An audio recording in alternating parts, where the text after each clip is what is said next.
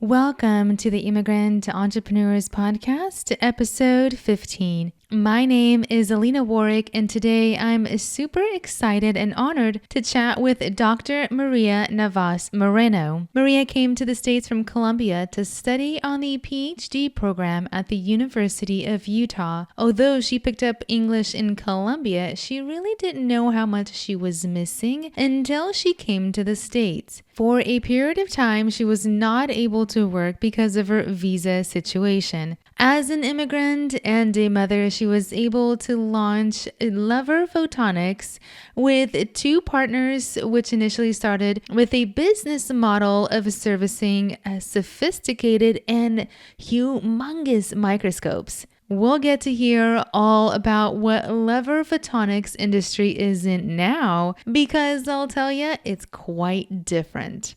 Let's hear all about Maria's immigrant entrepreneur journey and how she co-founded the business without raising any capital. Let's dive right in. Okay, Maria, thank you so much for coming on my podcast. I truly appreciate your time, and I'm really excited to hear all about your immigrant entrepreneur journey. How are you doing today? I'm doing very well. Yeah, excited to be here and excited to be chatting with you. Awesome. I love it. So let's talk a little bit about your immigrant journey. Tell us where you're from and when did you come to the States?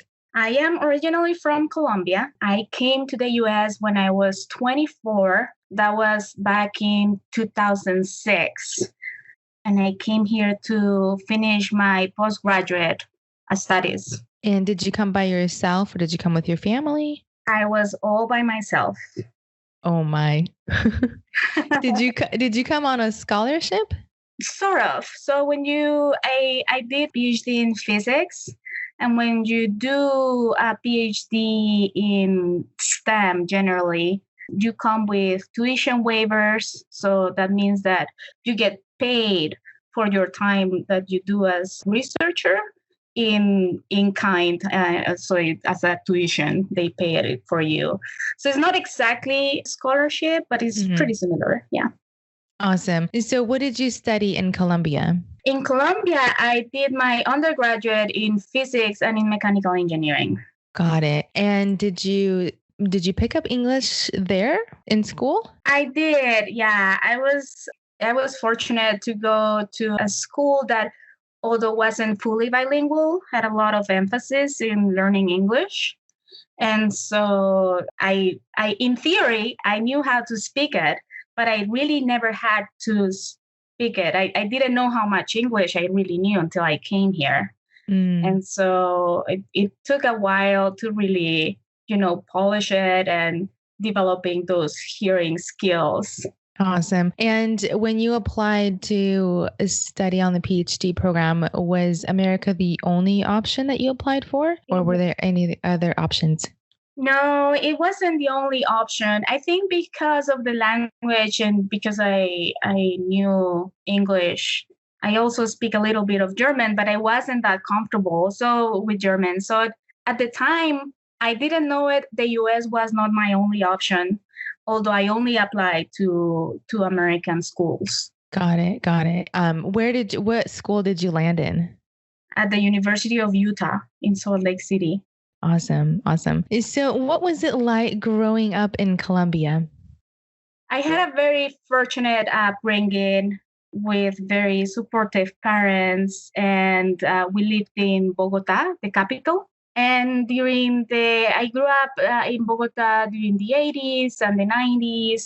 And during the 80s, there was a lot of uncertainty related to the drug wars that we had back then. I didn't realize how odd it was to live in Colombia at the time. I was very young and it was the only thing I knew.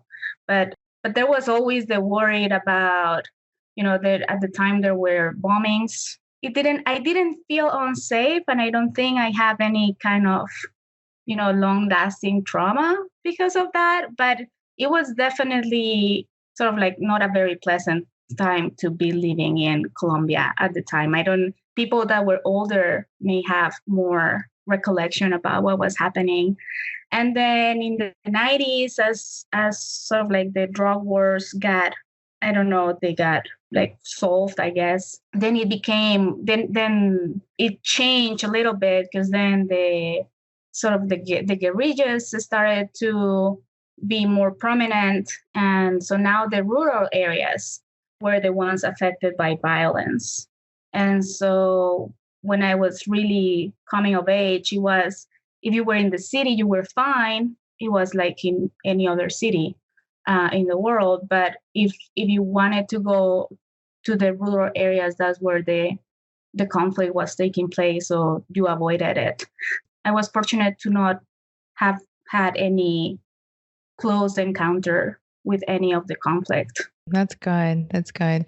How old were you when you came to the States? 24. Awesome. So you left your family and you came all by yourself. Tell me a little bit about the struggles that you had to go through when you first immigrated. Oh gosh, those were rough times. I think the hardest part was not having a safe net. Like, I remember I came to the University of Utah, and the first thing they have you do is take a test, an English test, even though you have already presented all the exams and everything, and that you've proved that you speak English. They have you take this test, and it's over the phone. And for anyone who speaks a second language, phone calls are the worst. And so I failed the exam. And I cried for hours and hours because I thought they were going to send me back.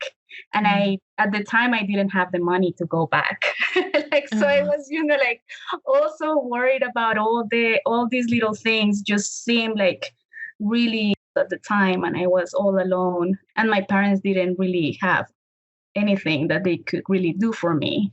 At the end, it didn't end up being a big deal. I just had to go to a class where they helped me with my accent. I don't know how successful that was, but very successful.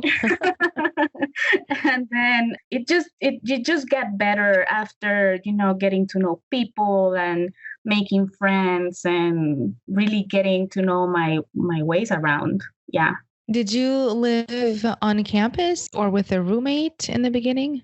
I lived with 3 American roommates, and I was so shy at the beginning. I'm not a shy person, but I just felt, everything was overwhelming. I never really socialized with them. I was living on campus. Yeah.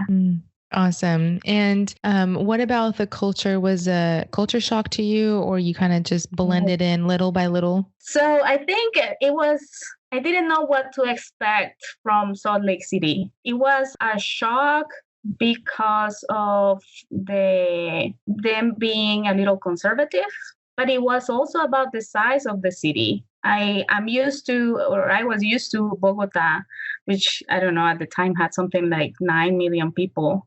Wow. And, really, really busy city, traffic, and, it's just a loud place. And then I came to Salt Lake City, and it was this absolutely quiet place. Even downtown was so quiet. You didn't see people on the streets. And it's like, where is everybody? Where did I move to? I think that was the most shocking of all. It took me quite a while to really get used to Salt Lake City. Yeah, maybe like 5 years. So I was loving it by the time I left. Awesome. Love it. So, Maria, were you raised in an entrepreneurial family? And did your parents give you any advice regarding entrepreneurship? I sort of did. My dad had a quick business when I was young. They were doing something with bicycles. I don't remember exactly, but I do remember going to like the machine place where they machine the parts. And then my mom has always been quite not as entrepreneurial, I would say, but she's always selling. Even though her actual job was on human resources, she's an excellent salesperson. And so I think that the fact that she's always, with that attitude and always trying to make more money on the side and selling little things now and then, and encouraging Yeah. Growing up, did you always want to become an entrepreneur? I think so. Yes. Yeah. So when I was very little, I started selling whatever I could at school. And so I remember, taking the petals from roses and putting them in alcohol to sell them as perfume. And Awesome. and then I started making crafts and, like never really serious, but I think I've always had, the bug in me. Mhm.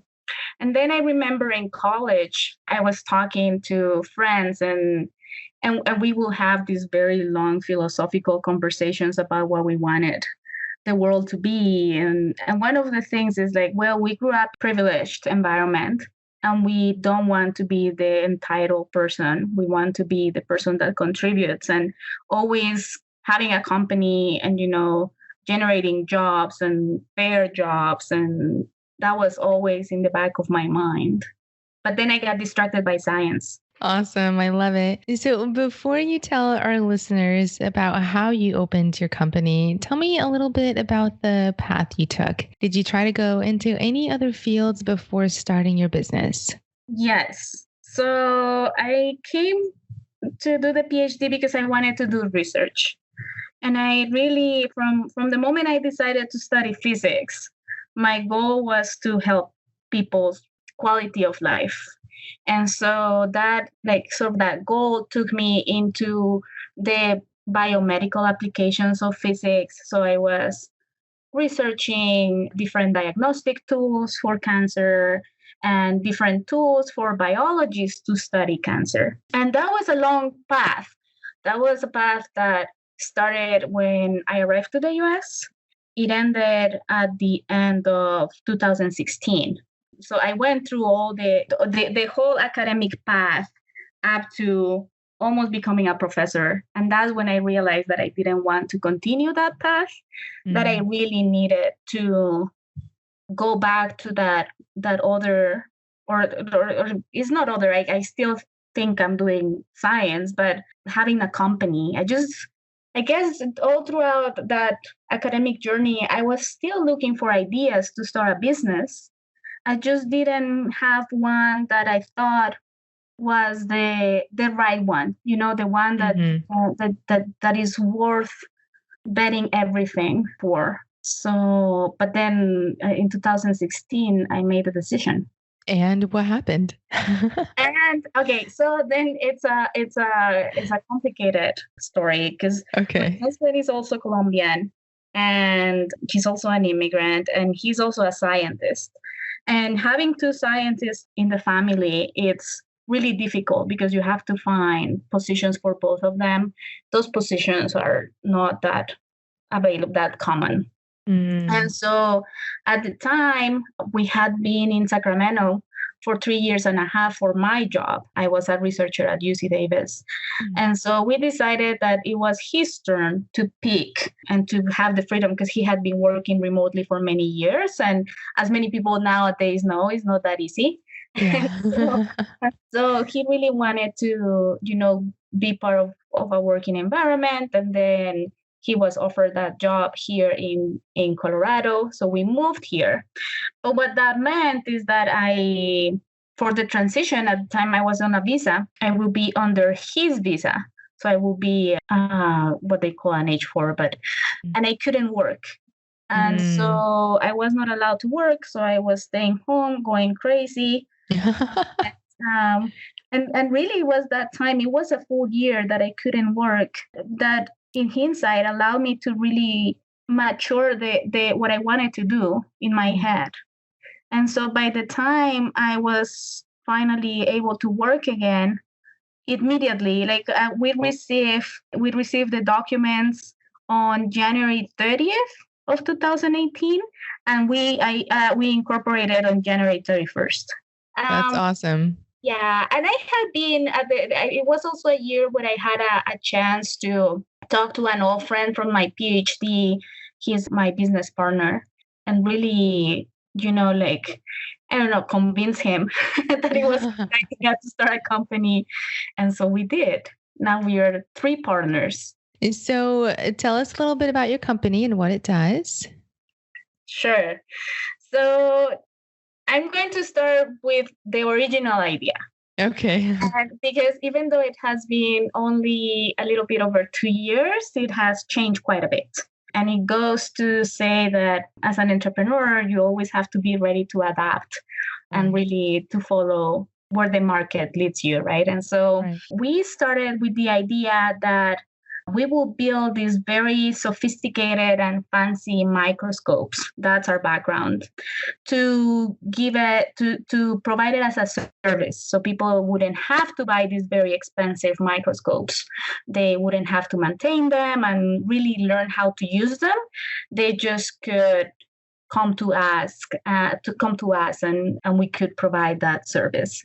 And would you be renting them out? The people will be sending the stuff that they wanted analyzed to us, because these are very big, like it's not very easily transportable. Got it. And so people could have access like per hour basis or something along those lines. A little bit different. This kind of facility exists within universities, but is not really accessible to the industry and to outside users. And so we wanted to make it more available to anybody. So we started with that and then realized that we needed a whole lot of money to be able to build a facility that was barely functional. And we started thinking about how to start making money from the beginning. And so we started consulting. So the one thing is right now we have been consulting for the 2 years in building optical systems. So optical systems, it's such a big name for anything from a microscope to different types of detectors and we really help our customers design those and optimize those. And we also help them with sort of like the mechanical parts and the design, what it takes to really build a product around optical elements. So that's what we are doing right now. And in the meantime, we have also been studying the market, because consulting, we had so much work.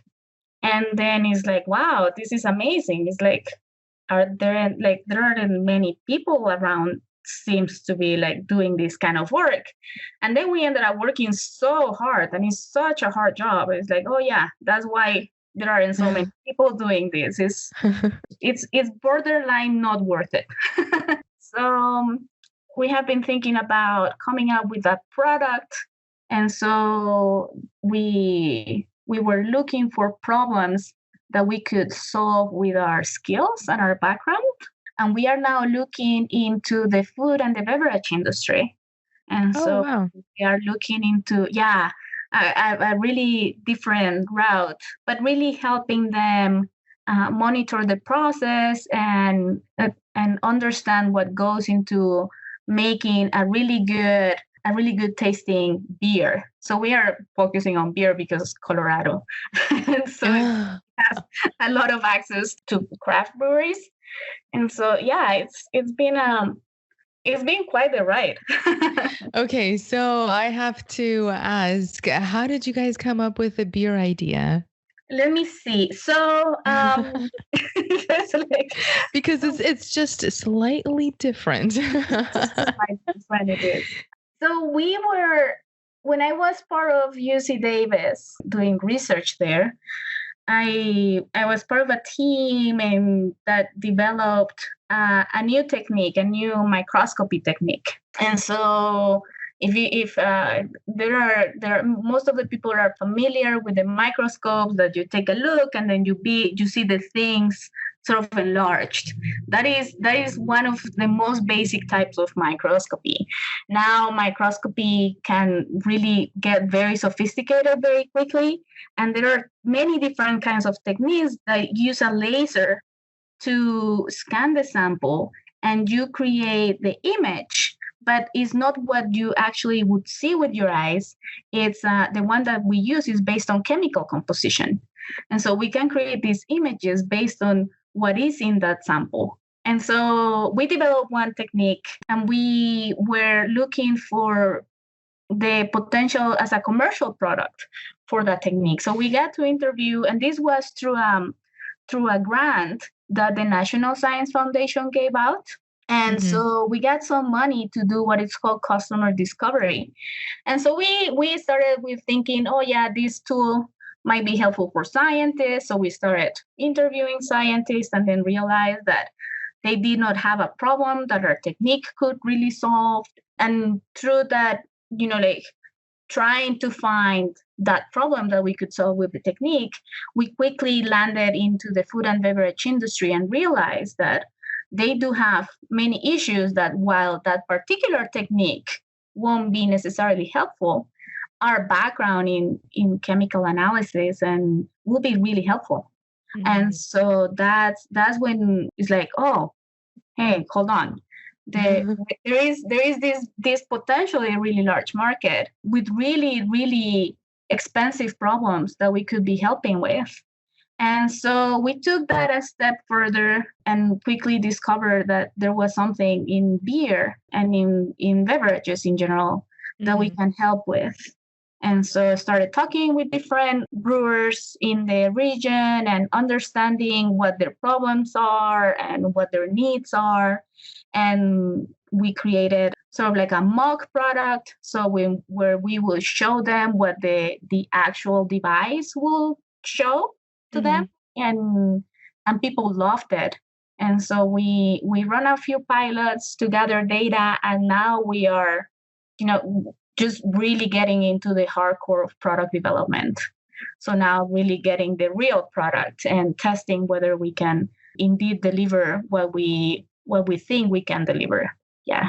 Wow, that's amazing. So you basically just talked to a bunch of breweries and asked them what they are lacking, what their problems were, and kind of just surveyed these different breweries. And then you kind of developed what the need in the industry was. Is that what I'm hearing? Yes. Yeah, that's the approach that I do want to take. I think that in the industry where we live, there is a lot of you produce the technology and then you make it work great, and then you find out what it can be used for. Right. And right now I want to take, and I think it is not just us, it's many smaller companies that are taking the different approach of looking at, okay, what are the problems out there and what are the problems that we can solve with this type of technology, and let's develop products that are specific to that problem. Yeah. Right. And I think that's so amazing to look at it that way because, like you said, a lot of people will just develop something and then put it out in the market and then no one needs it. Right. And and that is something that I just think it's so expensive. Yeah. To do, not just for the company, but if you have investors and even your own time. I do look at my time as the largest investment that I've made, and I don't want it to go to nothing, like something that people won't need. Yeah, that's amazing. Love it. So Maria, how old were you when you started your business? Let me see, 35. Awesome. And did you have to raise any capital to start Lever? Is it Photonics? Photonics, yeah. Lever Photonics, yeah. We didn't, and we haven't. So we have been completely bootstrapped, which it makes things slower, but then at the same time, we have a lot of skin in the game. And so the decisions we make and the directions we take, I think, might be considered a little bit more seriously. And we are fortunate. The three partners in the company, the three of us have partners that have very stable jobs. And so in that sense, we have been able to, go ahead and quit our jobs. And sure, the household overall took a big hit in terms of income, but we are making it work. And my two partners have day jobs, what we call day jobs. So they still have their day jobs. I'm the only one that is 24/7 in the company. But it did come to the point where we cannot expand anymore without any capital. And so any external capital. And so right now we are looking into grants. So when you're doing these companies that are pushing the boundaries of technology, the government actually helps out, and you can apply for grants, and then they will give you non-dilutive capital, which is excellent. They don't take any ownership in the company. You do have to report, and of course you have to be responsible about those funds, but they are really betting on the long-term return of investment to society and to the economy overall. And so that's what we're looking into right now. Oh, wow. That's amazing. So awesome. I hope you guys get all the grants. Yeah, thank you. Me too. So, Maria, did you have any mentors that helped you out to start your business? Oh, geez. Yes, of course. So I have to, right now, I have to give a big shout out to a program here in Boulder, Colorado, that is called SAGE. They are a pro bono mentorship network. And so we went through that program and we landed with three amazing mentors that who guide us, still do, through the process. And so, yeah, that has been an incredible opportunity. And I think there are many opportunities, maybe not many, but there are opportunities like that pretty much everywhere. I found out about them through networking.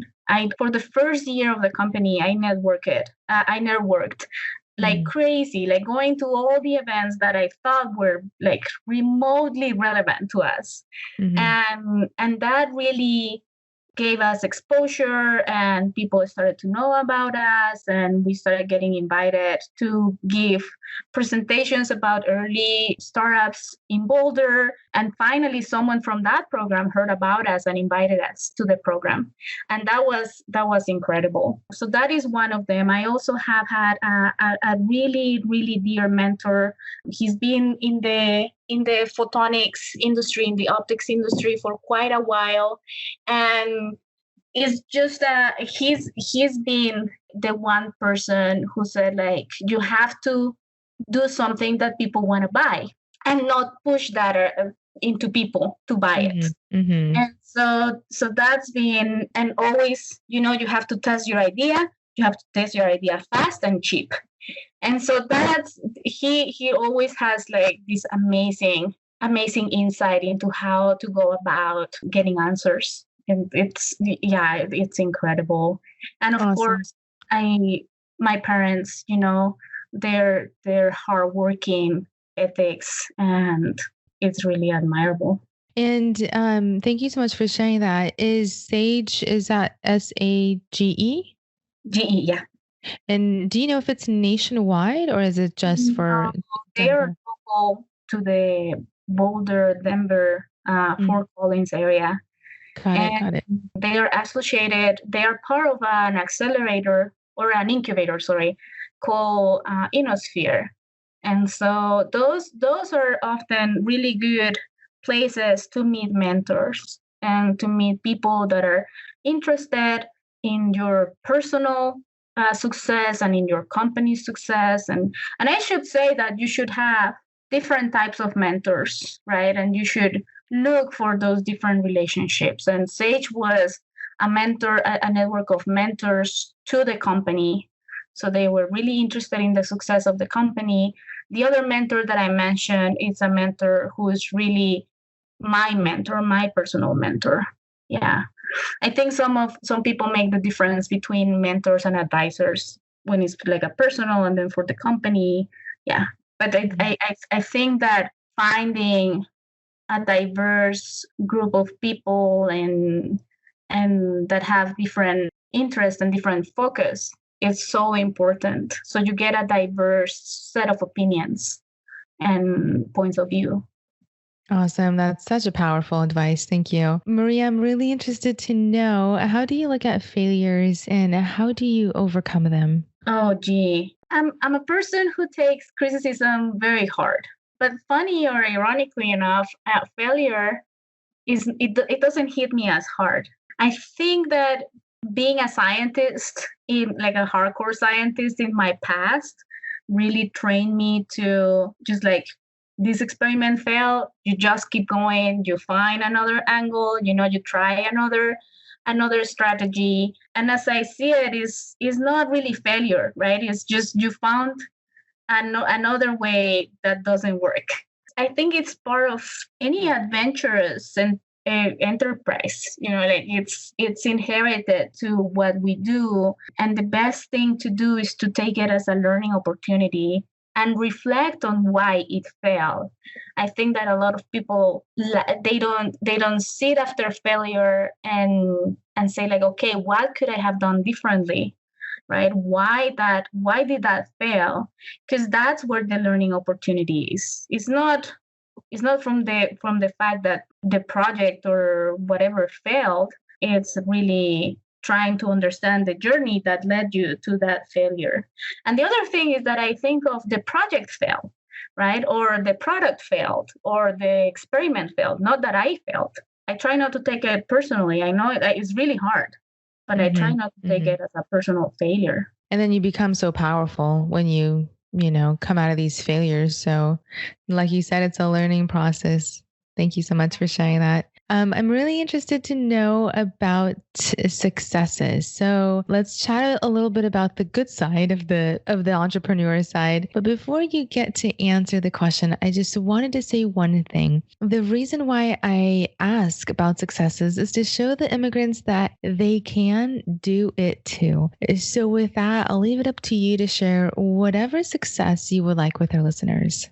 Ooh, I think for successes, I will say to take them with the same approach and as critically as you would do with failures, because they are learning opportunities as well. And it's fine, more than fine, to rejoice in the successes, but really learning from the path that led you to that success. It's something that I would, and this is something like, as I'm saying, it is like, oh yeah, I should do this more as well. A lot of times we don't capitalize on the successes. And the other thing is that successes are of many different sizes, of many different, like the nature of the success is very different. And one success in one area of your life might as well be applied, or what led you to that success could be applied to other areas of your life or your professional life. So when you ask me about a success, I was thinking about my daughter and just thinking like how, as a mom, I feel so far. She's 8, so you have to ask me this again in maybe 6 years. But right now, I feel very successful, and this is a success that I share with my husband. But the way she approaches life and how she thinks about life, and I feel very successful about that. I also feel very successful about my company, even though it is tiny. But the fact that we have bootstrapped and we have survived, in January will be 3 years, and the 3 partners, we are doing great in a relationship. It's something that I also feel proud about. I think that's often something that is very important when it comes to entrepreneurship. It's working your relationship with your partners and with your co-founders, and having a team. I know many people that try to do it alone, and I admire them, and it's doable, but it's hard. And when you do it with 2, it's still hard, but not as hard, or with 3. And the relationship is very important. And for me, I value the relationship, and I take care of the relationship with my partners. And so far that has been working for us. So you started your business as a mother as well. Yes. During that time, you still had motherly duties. So that's a very good success to outline. Yes. I do have I joke about that I have 3 husbands, because I have my actual husband, and then I have 2 partners, 2 business. And I have the 2 babies, the company, and my daughter. But it's really thanks to the support, and that really gives you the ability to focus when you need to focus, and the people around you who gives you the strength during hard times, and that helps you celebrate during good times. It's really, I really think is thanks to these three amazing guys that are in my life, that I'm able to do everything at the same time. Yeah. Awesome. Awesome. You're in a really good place. Awesome. You're so blessed. So, Maria is giving back, either volunteering your time or giving back to the community, something that is part of your business values. Oh, definitely. And so one of the things for me is, as I said, it's building those relationships and, strengthening the community. And one of the things that we do is we volunteer my time to help with the organization of events that are geared towards teaching people about entrepreneurship and how to get into this fabulous, amazing, and so hard world.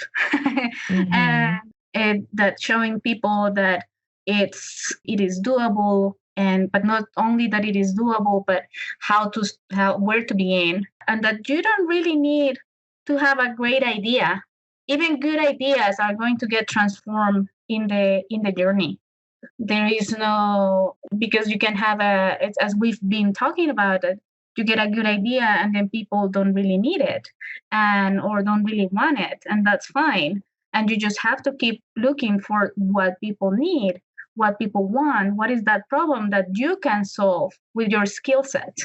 And if you want to be an entrepreneur, that's where the grit will go towards, I think. Mm-hmm. It's really finding that problem that you can solve. Awesome. Love it. Love it. And so, what are some things that you would advise the next aspiring immigrant that wants to start their own business listening to you right now? The first thing is that it is doable. I recognize that it's not very easy for most of the people because of the limitations on income, but you can still start doing the research on the side while you still have your day job. In fact, my two partners still have their day jobs. That is the one thing. The next thing is to find your community, find the people that are like you, wanting to start a business, and maybe they don't know where to start. In every city, there are events and where you can have access. So one of them is a startup weekend. Through Meetup, you can also find like-minded people, and you can find events that are related to all sorts of industries, and really trying to get to know a little bit more about how people have done it, about your particular industry or the particular thing that you're looking into, and meeting that support network. I think that having your family on board is also something that is important. But the other thing is that we immigrants, I do believe we have a different mindset. Mm-hmm. I do believe that we are adventurous by nature. We came to a country without knowing much about it in many cases, in many, many cases without having anything. We still made the leap. And so with entrepreneurship, it's very similar, but you are hopefully in a safer place and you can always back up at any time. Just know it that you have it in you already to be an entrepreneur. That's so powerful. I'm just all soaking it all in. Yes, and you seem you're very adventurous too. So that's amazing. So I want to wrap up with these super super fast questions if you're okay with that. Yes. Okay. What time do you normally start your day? 8. Okay. How many employees do you have? We are 3 partners, no employees. Okay. How often do you watch TV in a week? Ooh, maybe once? Once a week? Yeah. Okay. How many hours of work do you normally put in? 8 A day. a day. Oh, awesome. Awesome. I love it. Well, Maria, thank you so much for coming on my podcast. I truly appreciate all of what you do out there. And I wish you all the best in your successes and your future entrepreneurship adventures. And you seem that you're doing so much out there. And I hope you guys get all the grants that you guys need to really propel your business to go forward, because we need more of you guys out there. Yeah, thank you so much, Elena. Have a wonderful day. Alrighty, guys, thank you so much for tuning in. I just wanted to ask if you can give me a quick shout out wherever you're listening to this podcast on whatever platform you're on. I'd love to give you a shout out as well on a future episode of mine. I'll see you guys all next time for another exciting and impactful episode. Take care.